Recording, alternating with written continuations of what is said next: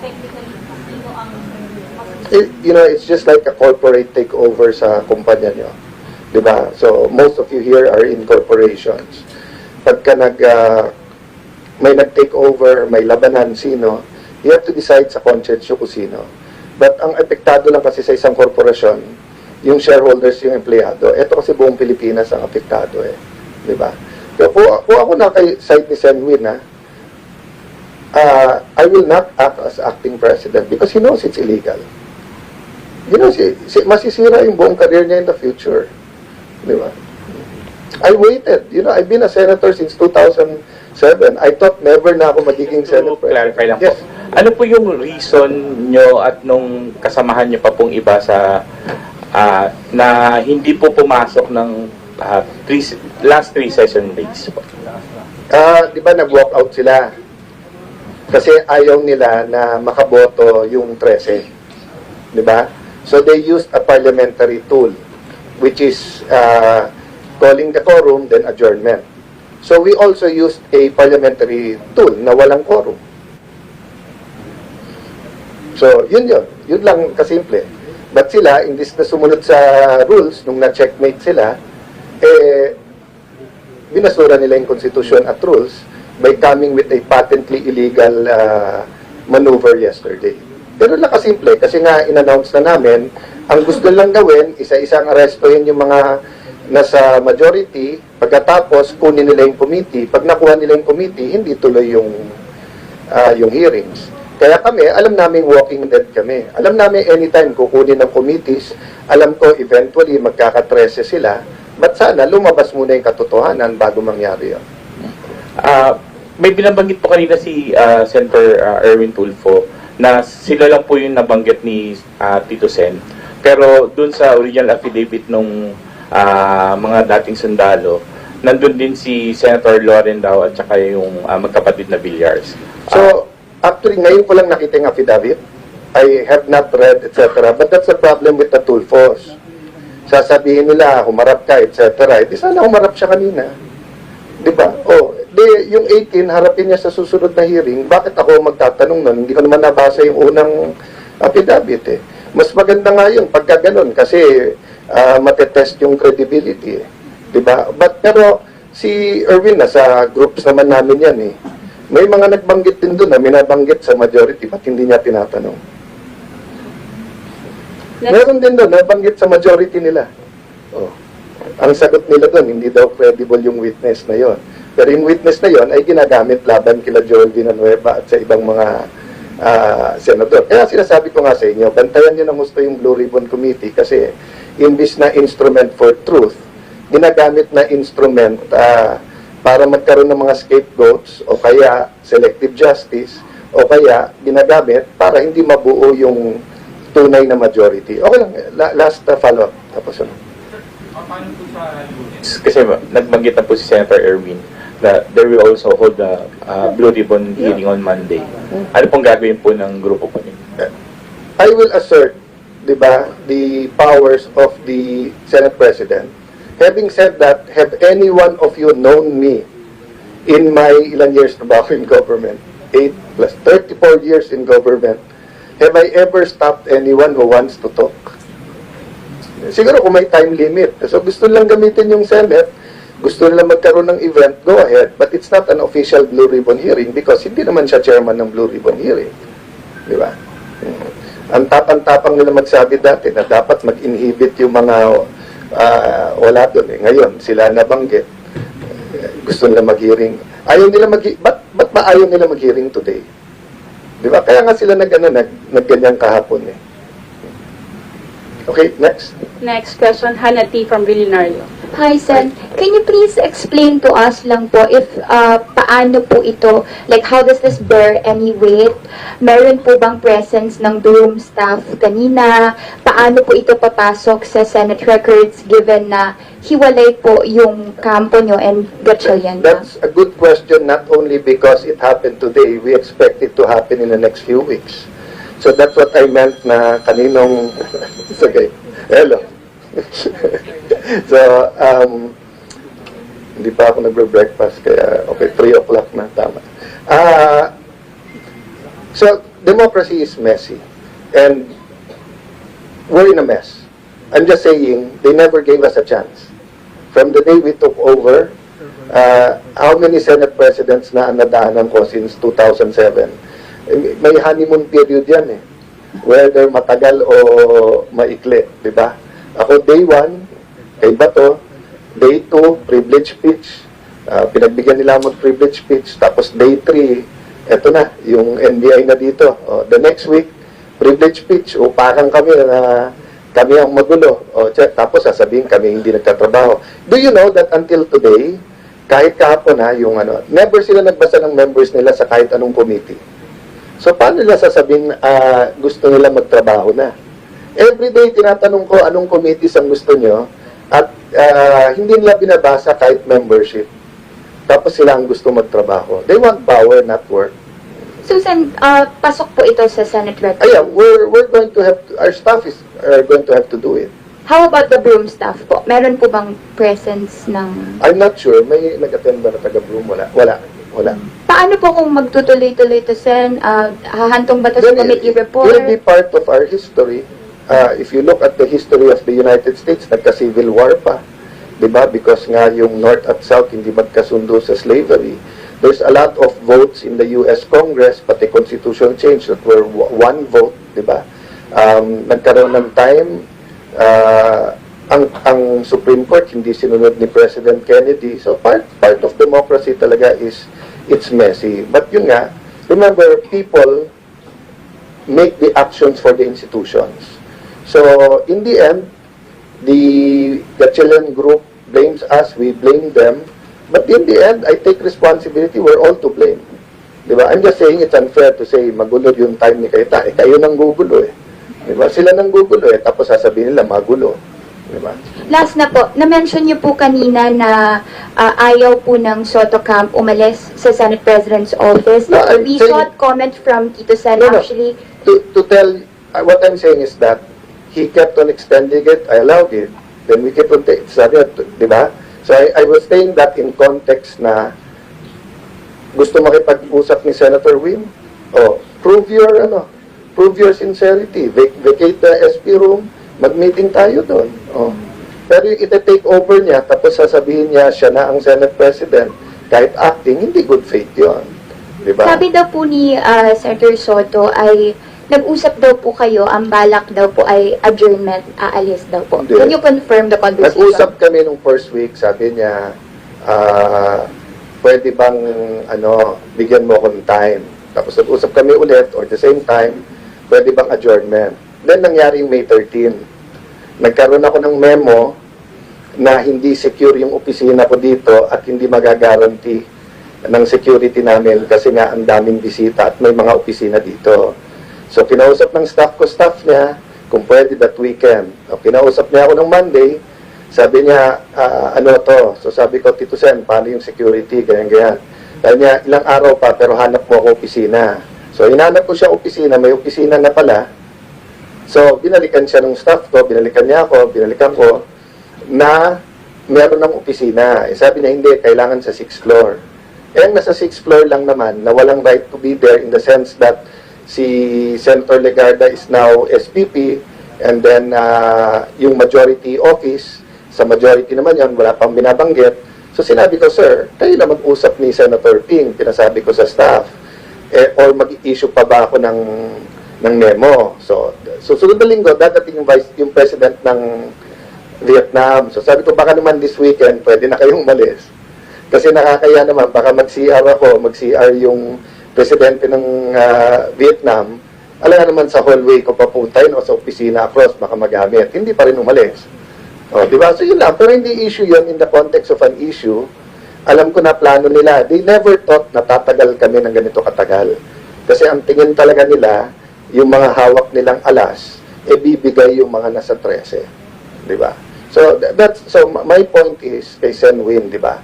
Same thing, diba?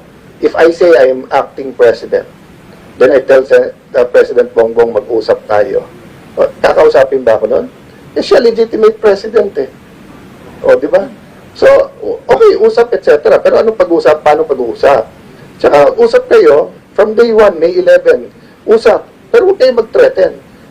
Isipin mo, lalapit sa iba, yung iba sa Senado, Monday, kulang na kayo. O ikaw, may kaso ka, ganito. So, anong klaseng usap yun?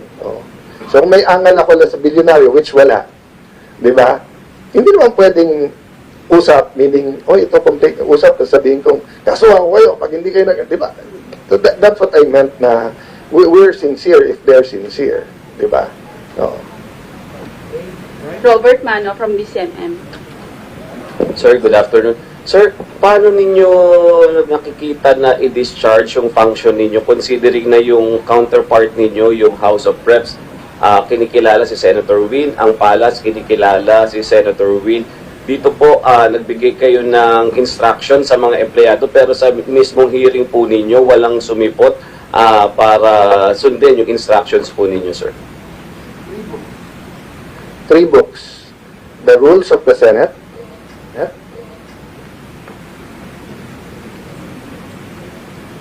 the Philippine Constitution, and mawalang galang sa mga hindi nating ka-religion na mga Christian, the Bible. Do we follow power or do we follow these 3 books? And yung pagsunod ng House of Representatives at saka ng Malacanang, obvious na play nila yon, di ba? So yung mga empleyado, give them time over the weekend pag-isipan, pero hindi madali sa kanila kasi livelihood nila at career nila at stake. At alam mo naman Pilipino, we have a notion of utang na loob. So kung nagpasok sa kanila ay si Senator Coco, Senator Drilon, etc., lumalabas sa... Actually, sabi nila pagka si Alan Cayetano hindi unifier, di ba? Di totoo yun, ha? Kita mo, lahat sila, Marcos na rin, eh. Nagkaisa sila doon. Napagkaisa ko sila doon. Yung kaliwa, yung mga dilaw, yung mga pink, yung mga dating aktivista, yung mga dito, kampi-kampi na ngayon sila sa Malacanang. So, napagkaisa ko sila. So, hindi totoo na hindi ako unifier. Thank you.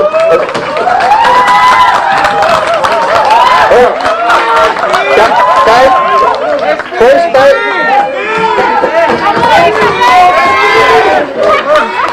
first time ako napalakpakan ng media, walang bayad yun, ha?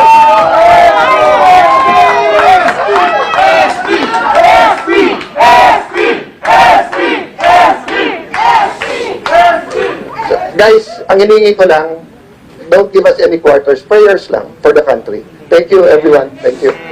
Sir, Sorry. follow-up na lang po. Yes. Kanina, sir, na-mention nyo na yung threat lagi doon sa mga kasama ninyo nandyan. How do you intend to protect po yung mga kasama po ninyo para hindi pa kayo malagasan lalo? Prayers, walk of faith. Nung nawala si Bato, yung misis nag-text sa akin, nag-text o tumawag kay Senator Robin, nag-text, tumawag kay Senator Bongo, sana naman daw sa bawat panggigipit maalala na si Bato, maganda na ang taguan, pero pumunta pa ang Senate para lang magbagong direksyon.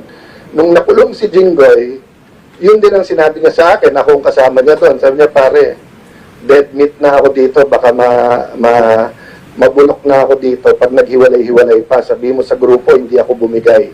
I saw him during the most crucial time, di ba? So, nangyari yung nangyari kahapon, so we're still praying. But remember, tao din yung 11+1. Baka meron pa makonsensya sa kanila.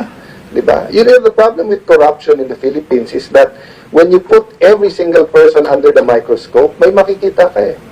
Diba? The best answer I heard was the former Secretary Angie Reyes. Sabi niya, alam mo, pag tinanong yung politiko, nagnakaw ka ba? Eh sabi niya, mag-uwi ka lang ng paperclip eh. Nasa gobyerno nagnakaw ka na eh. So it's a matter of degree eh. So that's why, di ba, once upon a time sabi ko, baka gusto nyo resign all na lang, tapos bawal na tayo tumakbo para clean slate. Lahat sila ayaw. Kasi nagkaisa din sila, ako lang daw dapat mag-resign. Kaya I unify people. Okay? Thank you. Marami. Last 2 questions.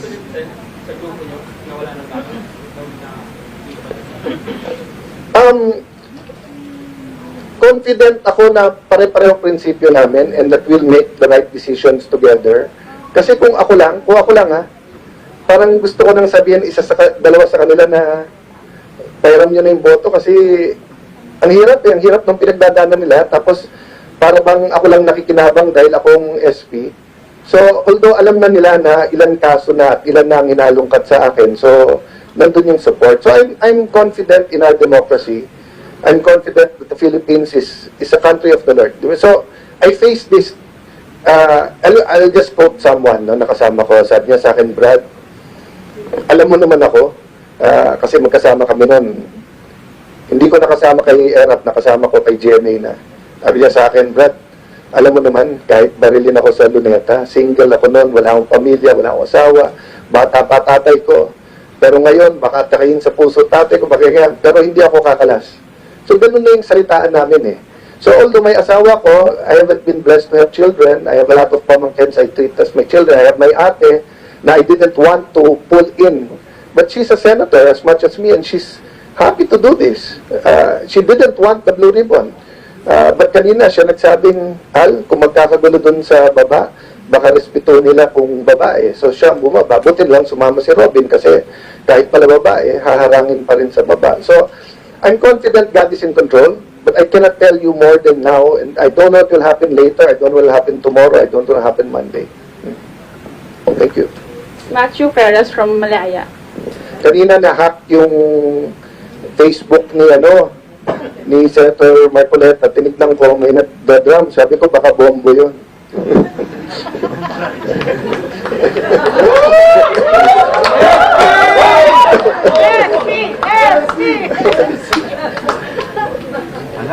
So last Senator, Yeah, go ahead, this is from me, Matthew from Matthew, Malaya. Yes, I would like to ask, how do you feel about the palace recognizing the leadership of acting Senate President Sherwin Gatchalian? Expected. I don't feel bad about that kasi expected. I feel bad na since actually nagpahiwatig ako sa palasyo 2 weeks before I took over. I talked to many of their allies and told them mukhang improbable na pumalit kaming grupo pero possible.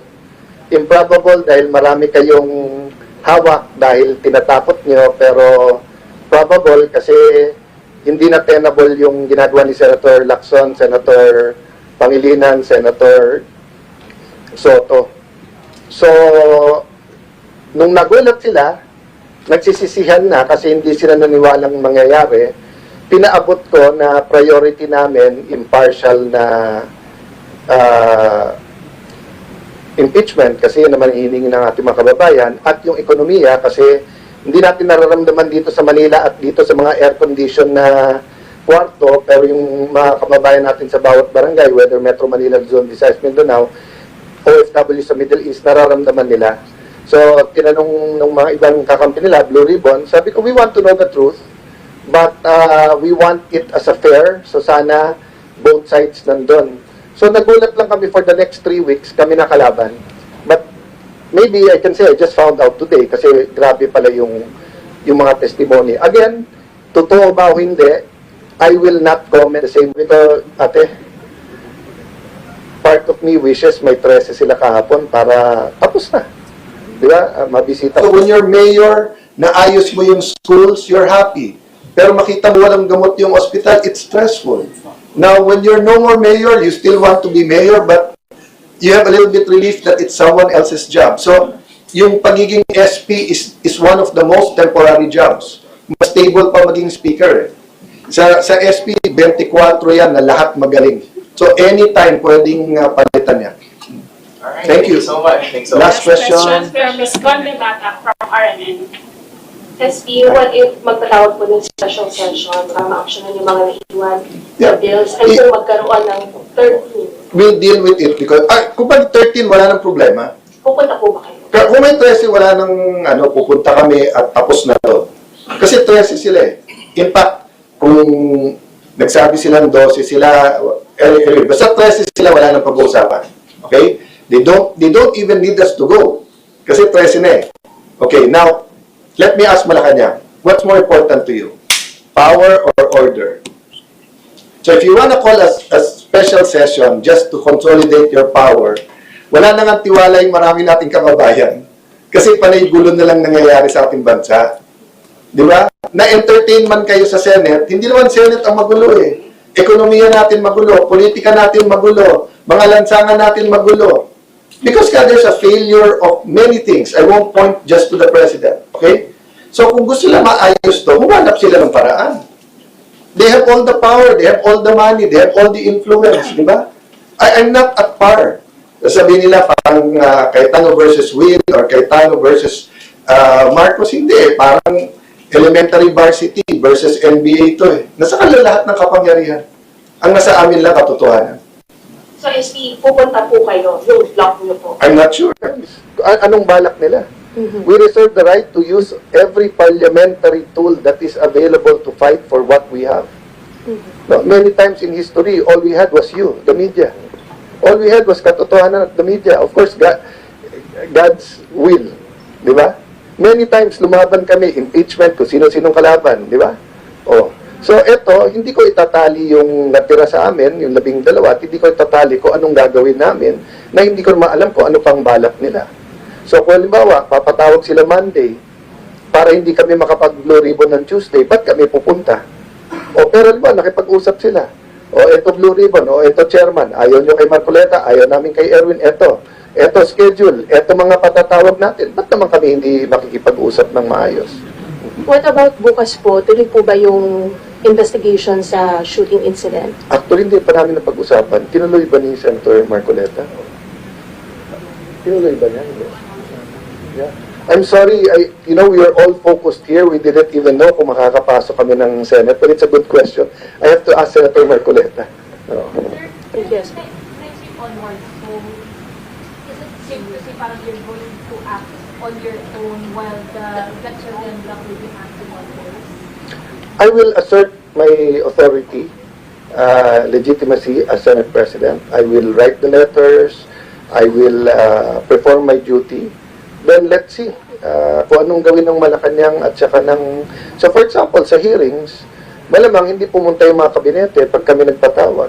But that's a reflection on them, not on us. Pero pag sabay po kayo kunwari may notices from your office and then protest Gatchalian, Yes. It's up to the people to decide. Alam ko yung mga nasa elevator, mas mahal ako kasos kay Win, si Rose. So pag sabay kami sa elevator, ako ang papaboran ni Rose. Pero kung gusto ni Win mauna, okay lang. Pero now po, yun nga, sir, sa president, parang technically, sino ang It's just like a corporate takeover sa kumpanya nyo. Diba? So most of you here are in corporations. Pagka may nag-take over, may labanan, sino, you have to decide sa conscience kung sino. But ang apektado lang kasi sa isang korporasyon, yung shareholders, yung empleyado. Ito kasi buong Pilipinas ang apektado eh. Diba? So, kung ako na kay side ni Sen Win, I will not act as acting president because he knows it's illegal. Masisira yung buong career niya in the future. Diba? I waited. I've been a senator since 2007. I thought never na ako magiging Senate President. But I waited until binigay sa akin. And I think Senator Win is a intelligent, studious, creative. Ang dami kong magandang objective na sasabihin. So ang akin lang advice kay Sen Win, wait for your time. Don't grab, receive. Okay na nga, pinili ka na ng grupo mo. Pero pag illegal ang pinagagawa sa'yo, huwag mong gawin. Papahamak ka lang. Senator, one last question. How confident are you that the employees of the Senate will keep your orders given that may absence of some viewers of the Honestly, I don't know. I don't know. Kasi nga, have I appointed anyone? I don't think I have appointed anyone in the last 3 weeks, diba? And everyone, the thing about the Senate employees, they're very political in the sense that they're up to date with everything. Buhay nila kasi yung government, yung pag-ano di ba? And many of them started from the lowest going up. So I can't just tell them, sumunod kayo, kung hindi, kakasuhan. Hindi. They have to make the decision by themselves. But the problem is, I don't know how they'll make a decision as a group. So I don't even know paano nila dinesisyonan ayusin to. magluto ng pagkain. Di ba, kanina yung ibang usaa, ayaw papasukin yung mga Marines. Pagbaba ni Senator Pia, sumunod naman. So, it's going to be a struggle, but it's going to be a struggle we'll do for the country. Senator, should have you the side of reducing control over the Senate? For example, yung live streaming, Well, kung kalaban mo ay Malacanang at mga kasama nito at mga at mali-maletang maleta, siguro yung nararamdaman ko, mararamdaman mo rin.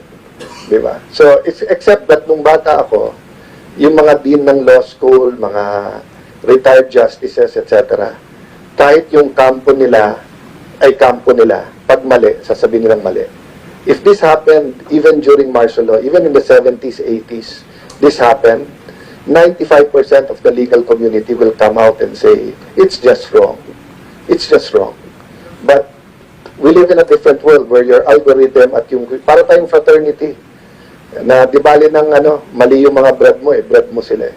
So that's the problem of our next generation now. Hindi natin tinuturo, tama is tama, mali is mali.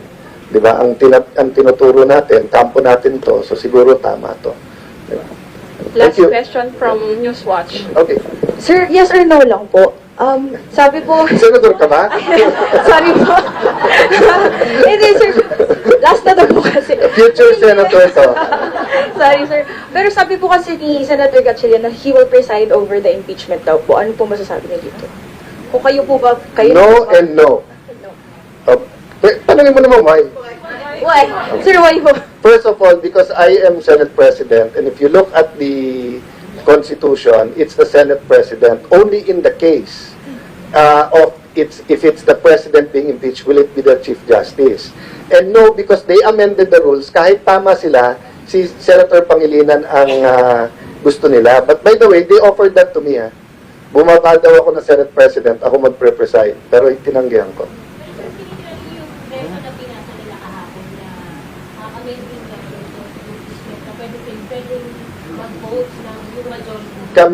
Kami hindi kami nag-amend para hindi ma-delay.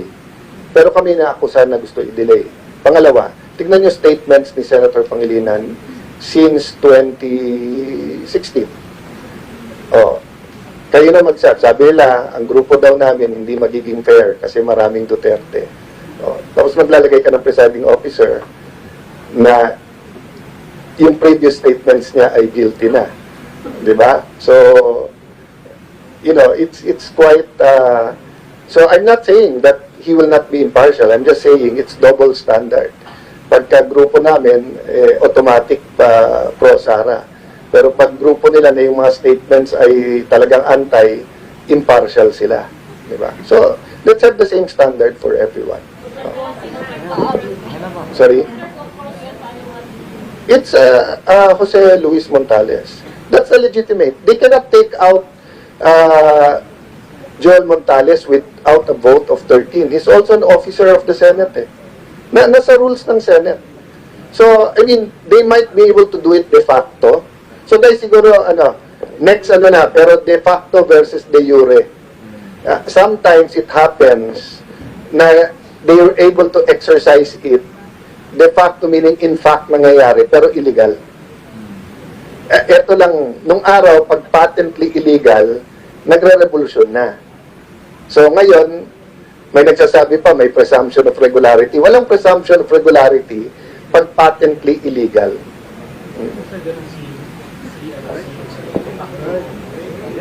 No, I wouldn't even call him de facto kasi nga, nag-aagam-agam at pa yung mind ng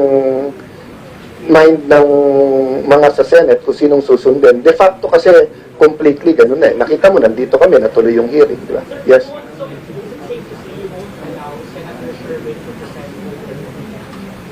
We won't allow each other. Mahaba pa naman, July pa, so marami pang mangyayari. Tingin ko kaya nila gusto mag-special session. Okay, thank you so Thank much. you everyone. Thank you, SP Alan Cayetano and to our media friends. Thank you.